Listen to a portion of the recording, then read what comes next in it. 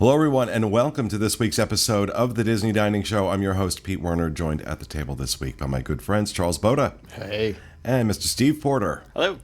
And last week we did best quick service meals on a budget. This week we're going to follow that up with best table service meals on a budget. And some of these are not going to come as a surprise, but a couple of them might. Now, while not technically a table service restaurant, we did go ahead and include a couple of buffets on this because they are really good deals in our opinion. As a matter of fact, 3 of the 5 that we have on this list are all-you-can-eat buffets.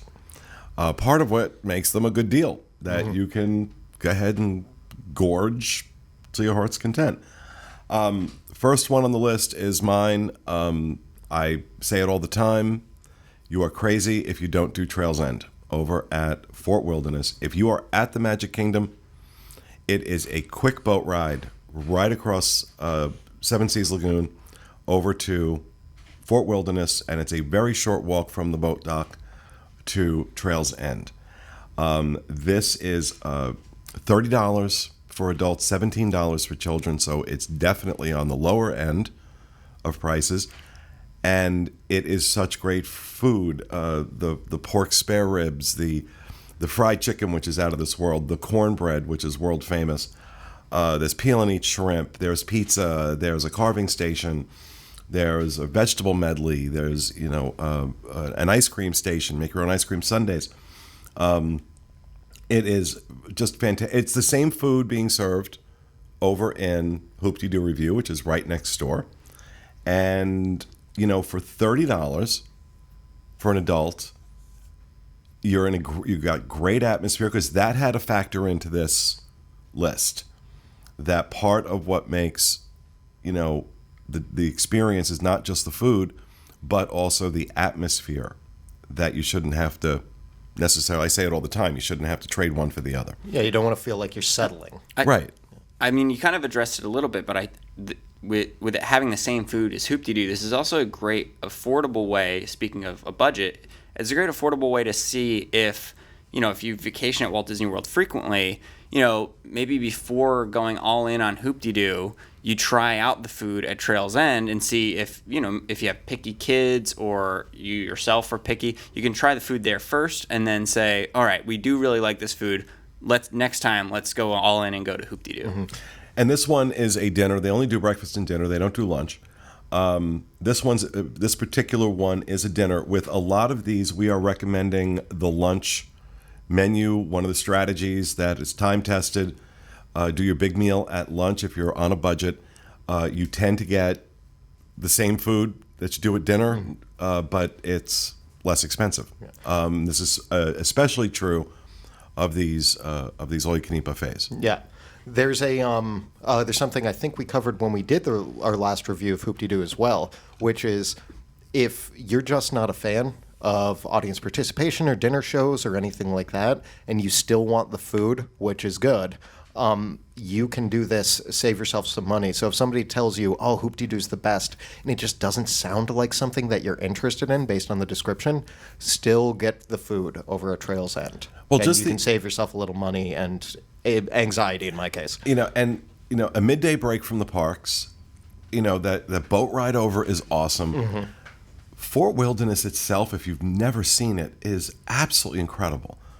There's a great little store right there. You can get some merch. Mm-hmm. There's a bar over in Trails End where the buffet is, so you can have a drink, sit out on the porch. There's a playground right there. The kids can play. Mm-hmm. It's open space, pretty safe, so the kids can run around a little bit if they want to. So if you just need a break from the park, it's the perfect thing. Nice big meal midday. I don't know that I'd recommend this food on a really hot day, because this is all heavy food. Mm-hmm. This is all heavy food. So doing this as your big meal, doing lunch here as your big meal, going to be a lot of food. It's going to be heavy, and you're going to be walking around the rest of the day in the heat. So I don't know that this would be my choice for like those really hot days.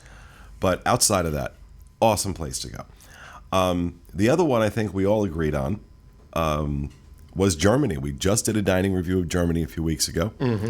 And I was surprised by, A, it was a lot better than I thought it was going to be. B, $33 for an adult for a buffet. And if you think these sound expensive, if you're not a Disney World vet and you think this sounds expensive, go take a look at Chef Mickey's. Go take a look at some of these other buffet meals, especially the character ones. Not hard to spend $50, $60 a person on this.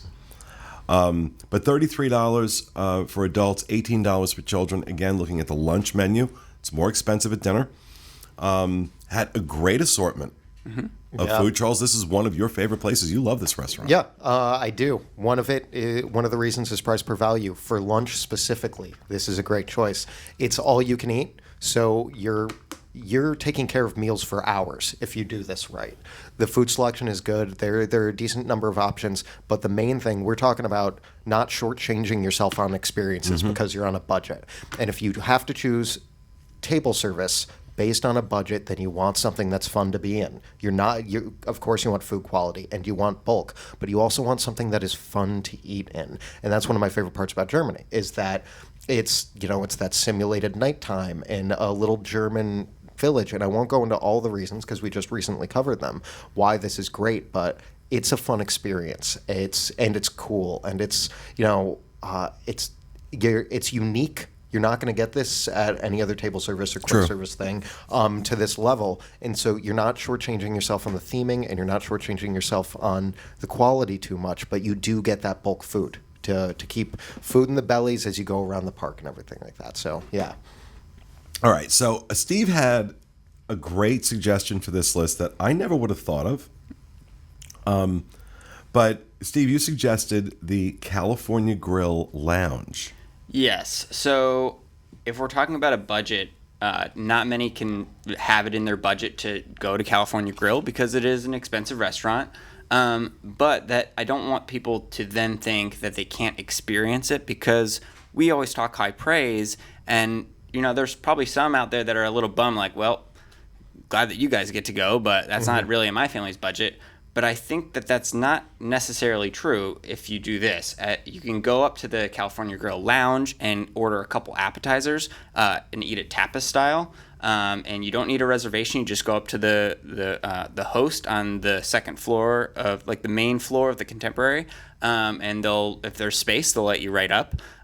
You can see the fireworks just like everyone else. You have the same view as everyone else, so you're getting that experience. You're just not having to pay, the exorbitant not that it's exorbitant, but the high price that the actual meal is. And look, we're still talking this, even doing appetizers and drinks is still going to be a pricey night for most people.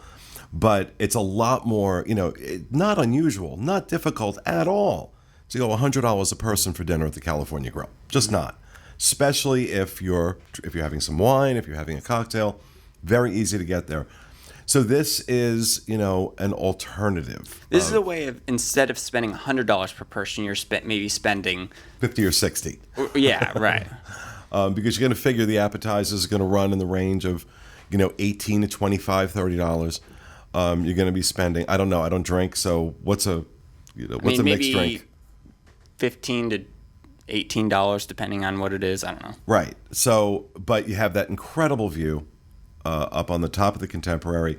And as Steve mentioned, you get to watch the fireworks. Now, if you're doing this earlier in the evening, because they only serve dinner, if you're doing this earlier in the evening, your receipt later on that night will get you back up to the restaurant to watch the fireworks. They have catwalks outside the restaurant that you can walk out onto, and that's where a lot of people go. So right around fireworks time, you see all these people hanging out in the restaurant.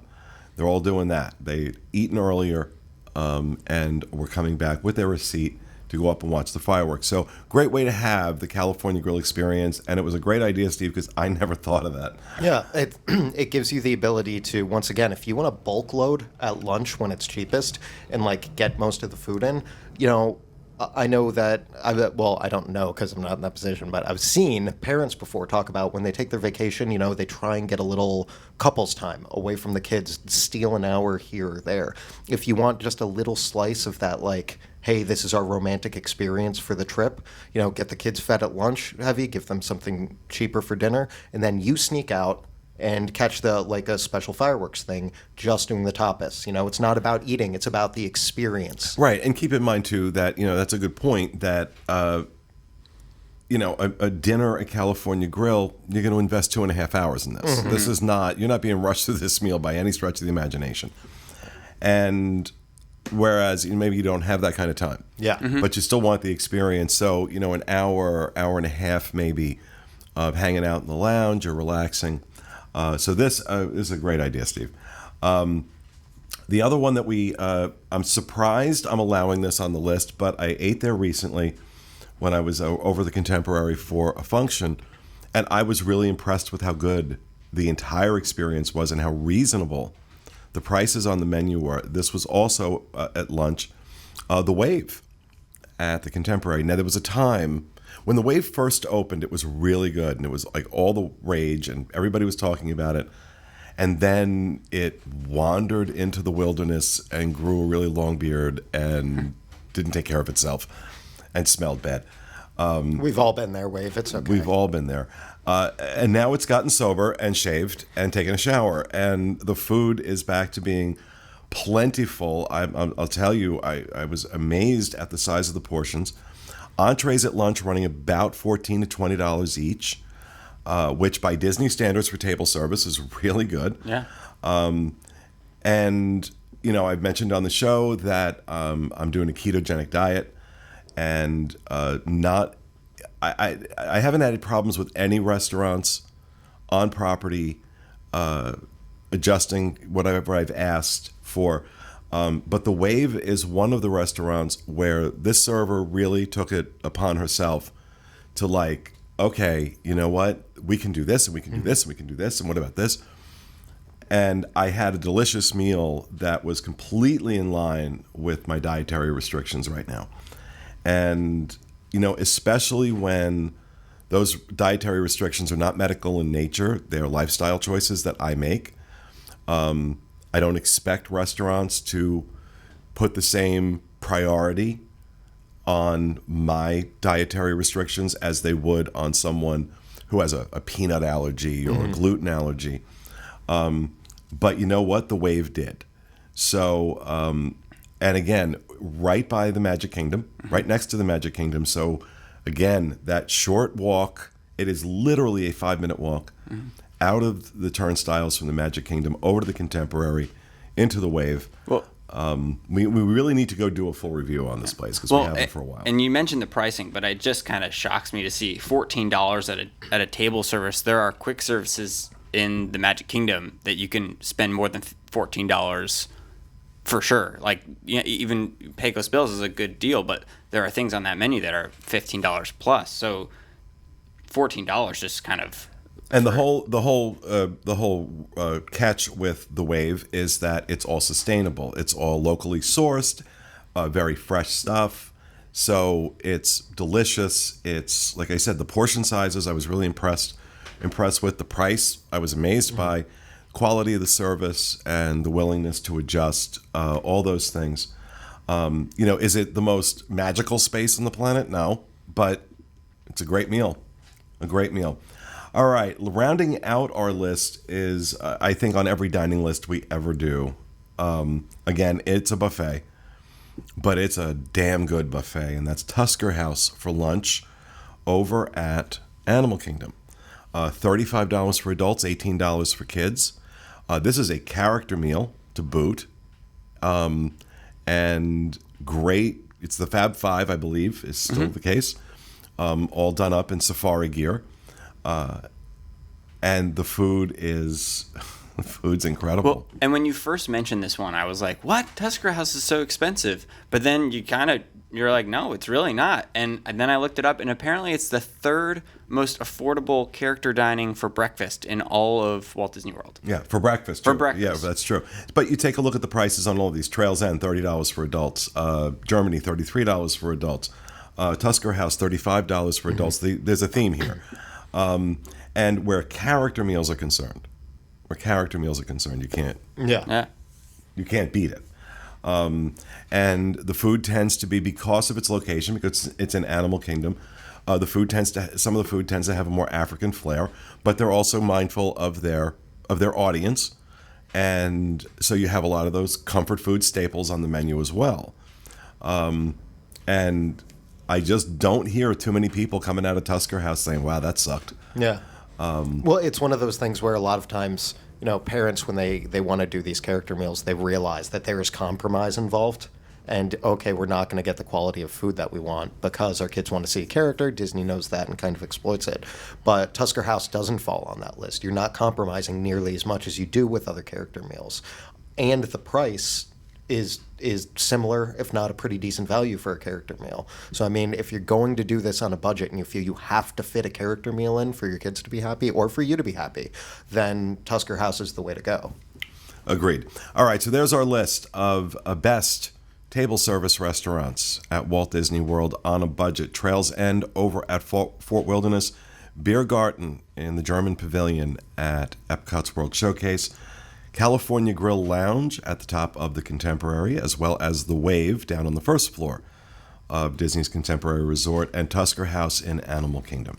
And that will do it for our show for this week. We hope you enjoyed it, and we'll see you again next week with another episode of the Disney Dining Show. Have a great week, everyone.